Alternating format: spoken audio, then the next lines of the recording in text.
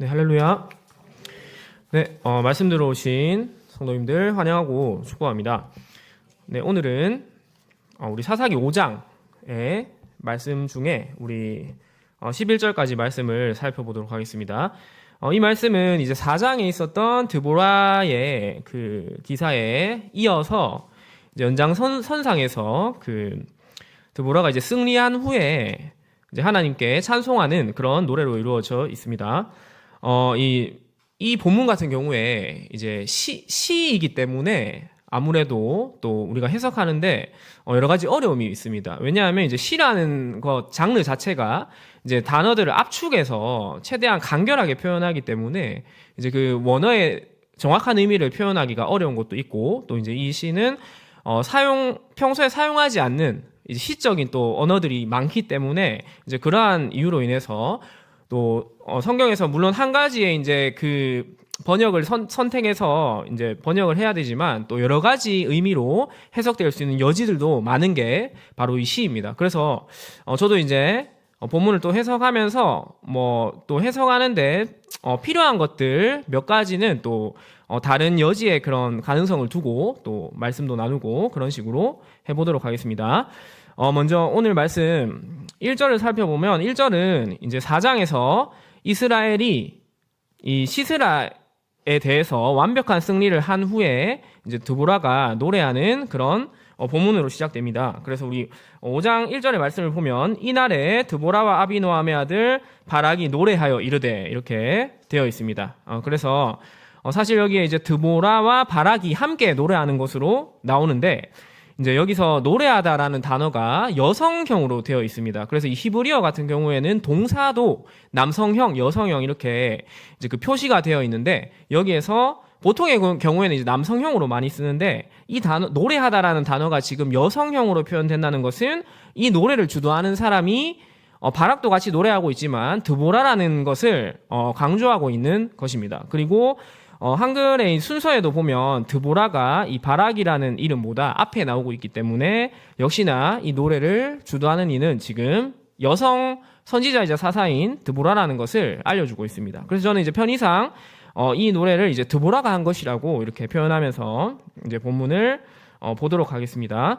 그래서 여기에서 이제 노래를 하고 있는 이 드보라는 앞에서 나온 그리고 뒤에 이어서 나올 또 사사들과 비교했을 때도 이제 이 드보라가 가지고 있는 탁월한 점이 한 3가지 정도가 있는데 먼저 처음에는 이 드보라는 사사가 되기 이전부터 하나님의 선지자라고 이제 표현이 되면서 이미 전부터 하나님과 깊이 교제하는 하나님의 사람이었다는 것을 볼 수가 있습니다. 그것이 이제 4장 4절 말씀에 나오는데 우리 4장 4절 말씀을 같이 한번 읽어보도록 하겠습니다. 시작.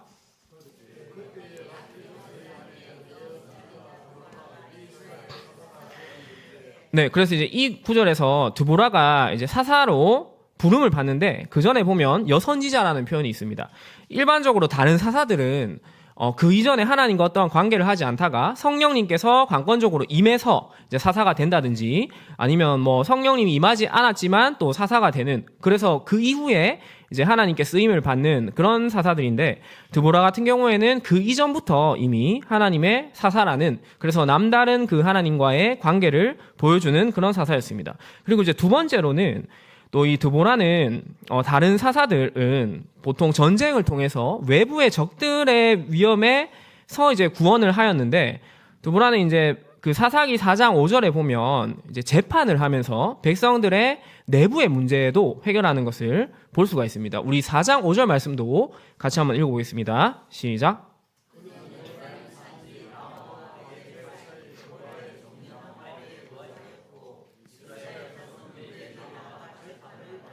아멘. 네, 그래서 이제 드보라는 전쟁만 주로 수행한 이 다른 사사들과 달리 이제 재판까지 하고 있었고, 또 사사라는 이름 뜻 자체가 이제 재판하는 사람, 재판관 이런 또 의미가 있기 때문에 사실상 사사 중에서 가장 그 이름에 또 걸맞는 행동을 한 사람인 것도 우리가 알 수 있습니다. 그리고 제가 지난번에 말씀드렸는데 이제 구약과 신약 성경에서 이 재판한다는 것은 굉장한 또 의미가 있다. 하나님의 어떤 대리자로서 그런 이제 통치를 하는 아주 이상적인 지도자가 수행하는 것이 이제 재판이었기 때문에 또 그런 의미를 생각해 봤을 때도 이제 드보라는 재판함으로 인해서 다른 사사들보다 더 탁월한 면모를 보이고 있습니다. 그리고 이제 세 번째로 다른 사사와 달리 탁월한 점은 이제 오늘 본문에 나오는 장면입니다. 드보라는 바로 이 하나님의 은혜를 구원의 은혜를 자신들만 간직하는 것이 아니라 이제 노래를 함으로써 이 자손 대대로 그 승리를 기념하고 또 기억하게 하는 그런 일을 하는 것을 볼 수가 있습니다. 그래서 이 사사 시대의 고질적인 문제는 사실 신앙이 전수되지 않았다는 점에 있었습니다. 제가 사사기 2장 7절 말씀을 몇 번 강조를 했었는데 거기에 요수아와 그와 함께 살았던 장로들이 생존했을 동안 백성들은 여호와를 잘 섬겼으나 이제 그 신앙이 전수되지 않아서 그 후에 일어난 다른 세대들은 여호와를 알지 못했다고 그렇게 기록되고 있습니다.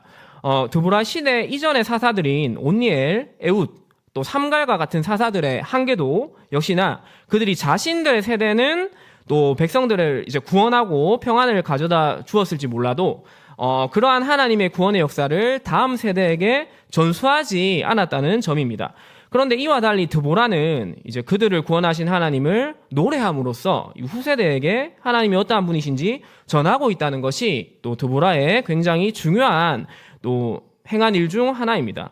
이 성경에는 지금 이 드보라가 노래하는 것과 같이 이제 비슷한 사건이 하나 있는데 그것은 출애굽기 15장에 나오는 이 모세와 미리암의 노래입니다. 그 부분 중에 우리 출애굽기 15장 20절과 21절의 말씀을 같이 한번 읽어보겠습니다. 시작.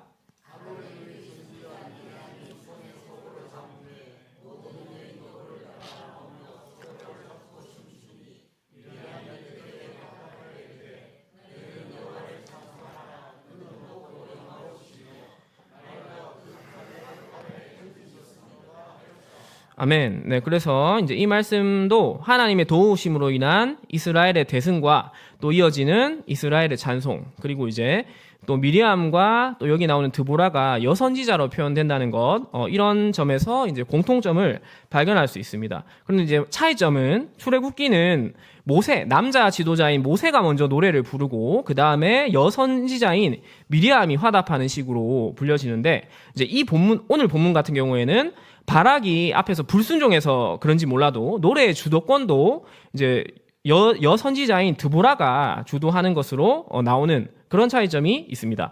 이 출애굽의 그 많은 기적 중에 홍해를 가는 사건이 이스라엘 자손들에게 가장 유명한 사건으로 기억되는 것은 물론 이 사건이 애굽을 무찌르는 가장 결정적인 사건이기도 하겠지만 저는 개인적으로 생각했을 때 이 사건이 노래를 통해서 계속해서 후대에 전파되었기 때문이라고 생각을 합니다. 이 사건은 시편에 있는 또 시편 말씀을 통해서도 계속해서 노래로 불려지는 것을 우리가 볼 수가 있는 것입니다. 그래서 이 노래에는 엄청난 힘이 있습니다. 노래는 듣는 사람으로 하여금 따라 부르도록 하는 그런 힘이 있고요.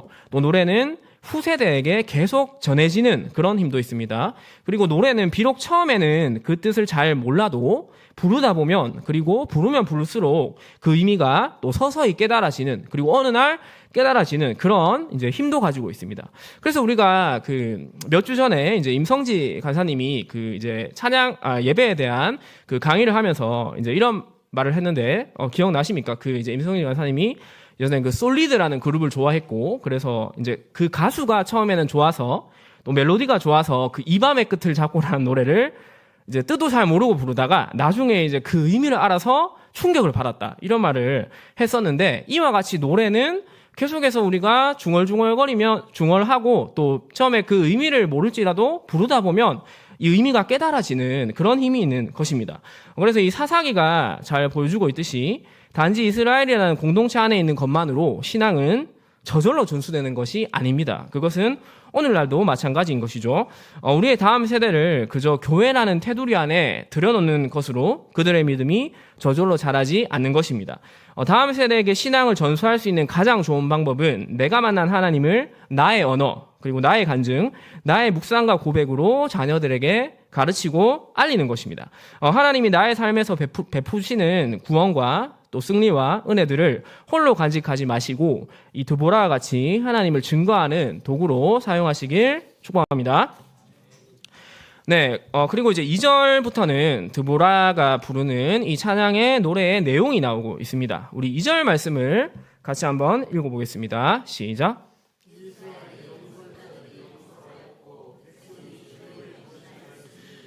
를 찬양하라. 아멘. 네, 그래서 2절에서는 드보라는 먼저 이 이스라엘의 내부적인 하나됨으로 인해서 하나님을 찬양하는 것을 볼 수 있습니다. 시스라와의 전쟁을 앞두고 지도자들은 리더십을 발휘하였고 또 백성들도 그에 부응하여서 즐거이 헌신하였다. 그렇게 나옵니다. 그래서 그로 인해서 하나님을 찬양하고 있습니다. 이 하나님은 그의 백성들이 일체감을 가지고 하나님께 순종할 때 그들을 사용하셔서 역사하십니다. 우리가 결단하고 변화되기를 거부한 채 하나님의 기적만을 바라서는 안 되는 것입니다. 그리고 이제 3절에서는 또 이 찬양이 더욱더 범위가 확대되는 것을 볼 수 있는데 3절 말씀도 한번 읽어보겠습니다. 시작.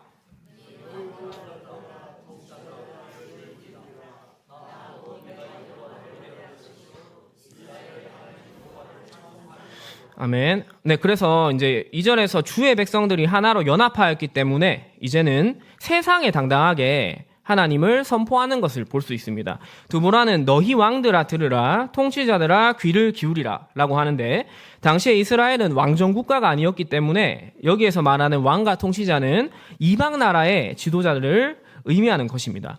오늘날에도 이 교회가 교회의 머리 되시는 예수 그리스도께 순종하여 한 지체로 서로 연합할 때 세상에 비로소 하나님의 영광을 나타내고 그분의 능력을 선포할 수가 있는 것입니다. 여기에서 한 가지 특징적인 것은 이제 2절과 3절을 비교해 보면 끝부분에 각각 2절에는 여호와를 찬송하라 라는 말이 있고 3절에는 여호와를 찬송하리로라 라는 말로 끝이 나는데 여기에서 각각 쓰여진 찬송하다라는 단어가 이제 원어로 보면 사실 다른 단어가 사용되고 있습니다. 그래서 2절에 찬송하다라는 단어는 이제 바라크라는 단어인데 이것은 좀 더 일반적으로 사용되는 찬양하다라는 단어인 반면에 이제 3절에서 찬송하다라고 그 번역된 단어는 자마르라는 단어인데 이 단어는 주로 악기를 동원해서 연주하고 노래하는 좀 더 음악적인 요소가 가미된 그런 단어입니다. 그래서 이제 2절과 3절을 비교하면 이 하나님에 대한 찬양이 이방 나라에까지 이 세상의 외부적으로 울려 퍼질 때 악기와 음악이 동원되어지면서 찬양이 더욱 고조되고 있는 것을 볼 수 있습니다. 또한 세상에 하나님을 더욱 큰 소리로 자랑하고 있는 것을 이제 이 단어를 통해서 알 수 있는 것이죠. 이 본문을 보면서 우리의 찬양은 어떤가 조금 생각해 볼 수 있을 것 같습니다. 오늘날 우리의 찬양은 어떠한가요? 이 교회 안에서는 누구보다 큰 목소리로 또 당당하게 하나님을 자랑하고 찬양하지만 세상에 나가면 하나님을 노래하기는커녕 하나님의 이름을 꺼내는 것조차 부끄러워하고 있지는 않으십니까? 그러나 우리가 날마다 이 본문의 이스라엘 백성과 같이 하나님으로 인한 놀라운 승리와 구원을 경험한다면 우리는 세상에서 더욱 하나님을 힘있게 자랑할 수 있을 것입니다. 우리의 삶이 하나님의 은혜로 충만해서 세상에서도 하나님을 자랑하고 또 노래할 수 있기를 소망합니다. 또한 하나님을 믿지 않았던 많은 사람들이 신앙생활을 처음 할 때 특별히 찬양을 통해서 큰 은혜와 위로를 받는 것을 볼 수가 있습니다. 그래서 우리가 세상에 하나님을 높여서 찬양하는 것은 또 다른 영혼의 구원에도 크게 쓰임을 받을 수 있을 것입니다. 그래서 이제 제가 그 대학에서 선교단체에서 이제 간사로 사역을 할 때 그 소양의 콘서트가 있었습니다. 그래서 그 소양의 콘서트를 보기 위해서 이제 우리 그 기독교 동아리 안에 있는 친구들과 같이 그곳에 가려고 하는데 그 우리 친구의 친구 믿지 않는 친구가 자기도 같이 가겠다고 하면서 몇 친구가 따라왔었습니다. 그래서 이제 그 친구들이 따라온 이유는 뭐 교회나 사실 기독교에 대한 뭐 믿음이나 전혀 그런 경험이 없는데도 불구하고 이 소양이 그 이제 찬양을 하고 또 이제 방송 활동을 하면서 유명해지면서 이제 이들이 소양은 정말 죽기 전에 꼭 한번 들어봐야 되는 목소리다. 이제 이런 마음을 가져서 이제 그들이 왔던 것이었습니다. 그래서 그들은 심지어 뭐 소양이 불렀던 그 대중가요뿐만 아니라 소양이 불렀던 찬양까지도 더 자기들이 찾아보고 그걸 듣고 되게 위로가 되고 너무나 참 좋았다 이런 말들을 저한테 했었습니다. 그래서 이와 같이 찬양은 또 영혼들이 돌아오기 위해서 또 접근할 수 있는 가장 좋은 매체이기 때문에 우리는 그 사실을 또 통해서라도 또 하나님을 더욱더 세상에 찬양을 많이 해야 될 것입니다. 그래서 그렇게 또 날마다 주님을 찬양하시는 우리 성도님들 되시길 소망합니다. 네, 다음으로 이제 4절과 5절 말씀을 보면 이제 백성들이 이와 같이 일체감을 보이고 또 세상을 향해서 하나님을 찬양하니 마침내 하나님께서 움직이는 것을 볼 수가 있습니다. 우리 4절 말씀을 같이 한번 읽어보겠습니다. 시작.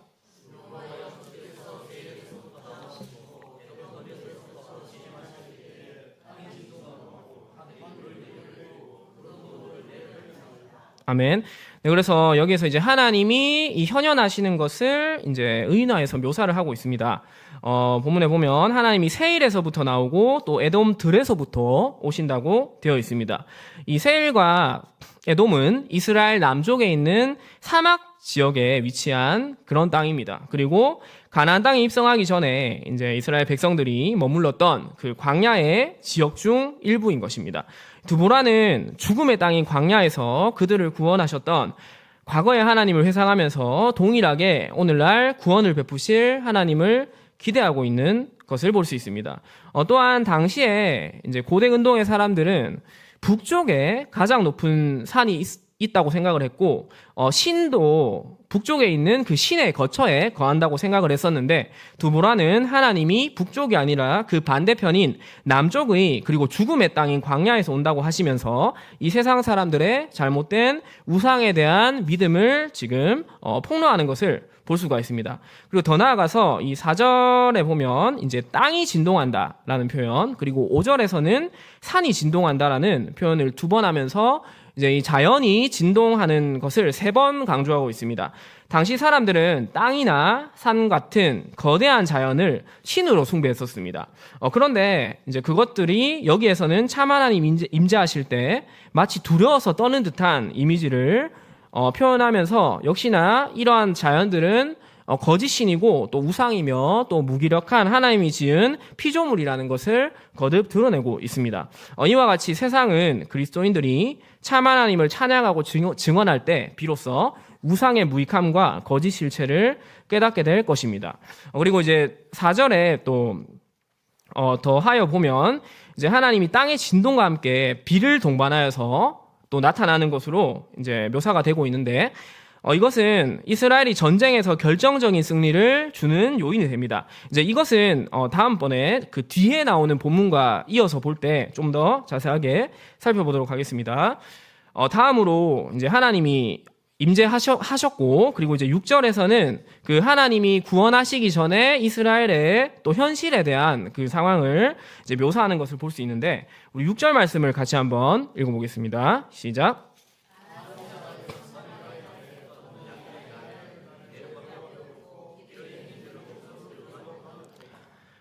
네, 그래서 이제 6절에 보면 이 삼갈의 날과 야엘의 날에는 대로갑이었고 행인들은 오솔길로 다녔다. 이렇게 되어 있습니다. 여기에서 먼저 이 삼갈이 나오는데 이 삼갈은 이제 사사기 3장 31절에 딱 한 절로 짧게 이제 그 행적이 묘사가 되고 있는데 우리 먼저 3장 31절에 그 말씀을 같이 한번 읽어보겠습니다. 시작.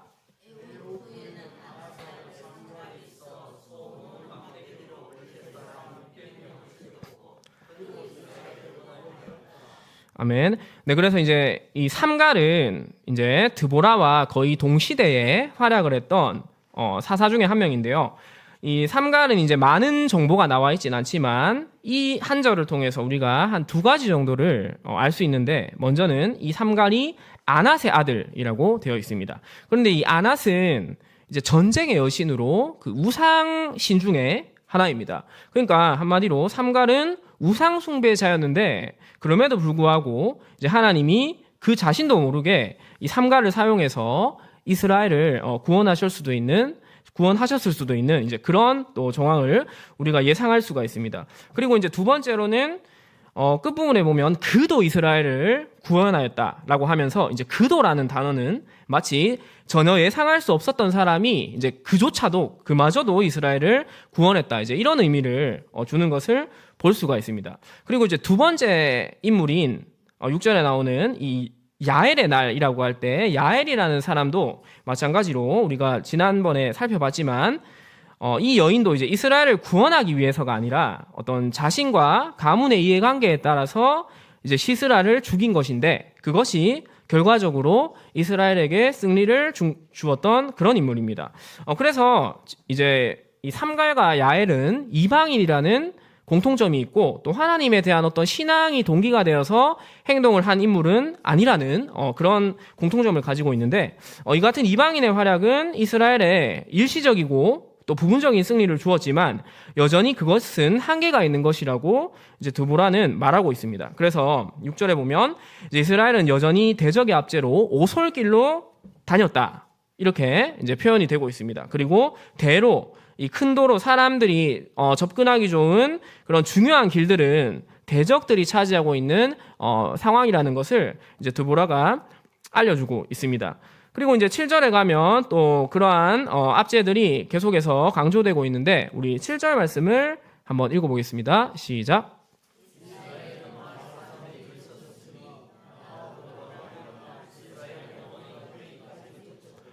네, 그래서 이제 그런 이제 이스라엘의 그 마을 사람들까지 그치게 되었다고 하면서 이제 좀 더 직접적으로 그 사람들에게까지도 이제 직접적인 압제가 가하고 있다는 것을 말하고 있습니다. 그런데 이제 여기서 사람들이라고 번역된 단어가 사실 이제 두 가지의 의미를 가질 수가 있습니다. 먼저는 지금 번역된 것처럼 사람들이라고 할 수도 있고 두 번째로는 통치자라는 의미도 가능합니다. 그래서 만약에 우리 성경처럼 사람들이라는 뜻으로 이제 번역하면 이 해석은 이제 지금 이스라엘이 이제 인구까지도 감소가 되고 있는 상황인 것이죠. 그래서 이 농업 사회에서 인구의 감소는 그 생산력의 감소로 이어지기 때문에 지금 이 상황은 민족의 명운이 걸린 아주 위험한 이제 일이다 이렇게 해석할 수가 있는 것이고 또 만약에 이 사람들을 통치자라고 우리가 해석을 하면 이제 통치자의 지금 부재를 말하는 것이고 그렇기 때문에 드보라가 여성임에도 불구하고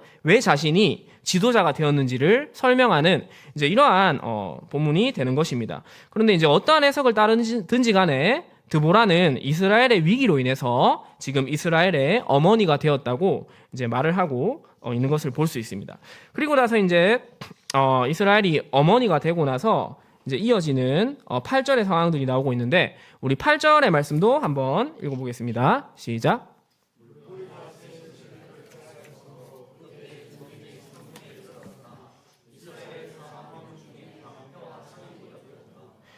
네, 아멘. 네, 이 8절에 나오는 무리가 새 신을 택하였으므로 이 단어도 사실 두 가지의 그 해석의 가능성이 있습니다.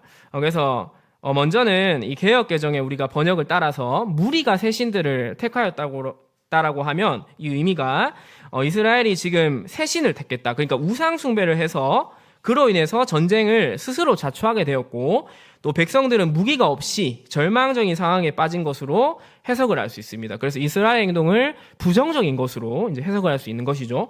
그리고 이제 두 번째 해석 가능성은 이제 이 새 신들이라고 할 때 이 신을 이제 주어로 우리가 볼 수도 있습니다. 그리고 이제 신은 엘로힘이라는 단어로 하나님을 뜻할 수도 있기 때문에 이렇게 보면 이제 하나님이 새로운 무리들 혹은 새로운 지도자들을 택하셨다라는 의미로 번역도 가능합니다. 만약에 이렇게 우리가 해석을 하면 하나님이 지도자들을 부르셨기 때문에 그들이 비록 싸울 무기가 없었어도 백성들과 함께 믿음으로 순종해서 모였다는 그런 긍정적인 의미가 됩니다. 그래서 이것은 완전 반대의 의미가 되어버리죠.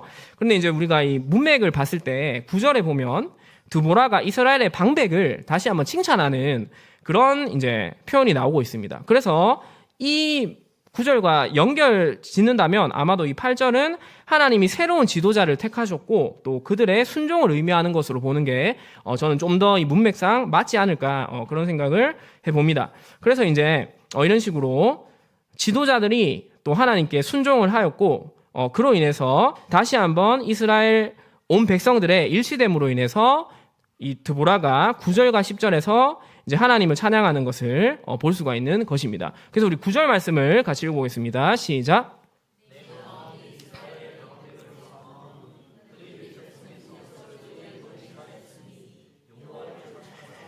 네, 그래서 이제 9절에 이스라엘의 지도자 방백에서부터 백성의 헌신까지 이스라엘의 하나됨을 앞에서와 같이 다시 한번 노래하고 있습니다. 그리고 이제 10절에서는 또 여러 가지 다양한 계층들이 나오고 있습니다. 흰 나귀를 탄 자들, 그리고 양탄 자에 앉은 자들, 길에 행하는 자들에게 하나님을 찬양하라고 합니다. 아마 이들은 각각의 그 상류층, 중산층, 일반 서민을 의미할 수 있습니다. 나귀를 탄다는 것은 고대에 또 그 부귀를 상징했기 때문에 이제 이들은 상류층이고, 또 양탄자에 앉은 자들은 이제 양탄자를 파는 상인들, 그러니까 중산층을 의미할 수가 있고, 또 길에 행하는 자들은 이제 일반 서민을 의미할 수 있는 것이죠. 그래서 이제 한때 이스라엘은 오솔길로만 다녀야 했을 만큼 비참한 처지였는데 변변치 않은 무기도 하나 갖추고 있지 않았음에도 이들이 하나님께 순종하였고, 그로 인해서 또 승리하였기 때문에 다시 이 구절과 같이 다양한 계층의 사회를 형성하면서 이제 회복되는 것을 볼 수가 있는 것입니다. 그래서 드보라는 이들에게 하나님을 전파할지어다라고 명령을 하고 있습니다. 여기서 전파할지어다라는 단어는 이제 묵상하다, 그리고 말하다라는 의미도 같이 가지고 있습니다. 백성들은 흰 나귀와 양탄자를 소유하고 또 오솔길에서 다시 큰 길로 마음껏 행하는 것을 누리는데 그 기쁨에 흠뻑 취해 있었을 수도 있습니다. 자기 땅에서도 소유를 다 뺏기고 또 길에 지나다니는 것조차 마음대로 하지 못했으니 오죽했을까요? 그러나 드보라는 그러한 것들의 시선을 빼앗기기보다 그것을 주신 분을 계속해서 묵상하고 전파하라고 권하고 있습니다. 드보라는 다른 사사처럼 되찾은 평화를 누리는 것에만 만족하지 않습니다. 자신들에게 평화를 주신 분은 전적으로 하나님이시고, 그러한 하나님을 잊어버릴 때 평화도 또한 사라진다는 것을 잘 알고 있었습니다. 그렇기 때문에 드보라는 계속해서 하나님과 그분의 은혜를 되뇌이고 또 하나님을 높이라고 하는 것입니다. 이 드보라의 하나님에 대한 찬양의 권면은 여기서 끝나지 않는데요. 우리 11절 말씀을 한번 같이 읽어보겠습니다. 시작.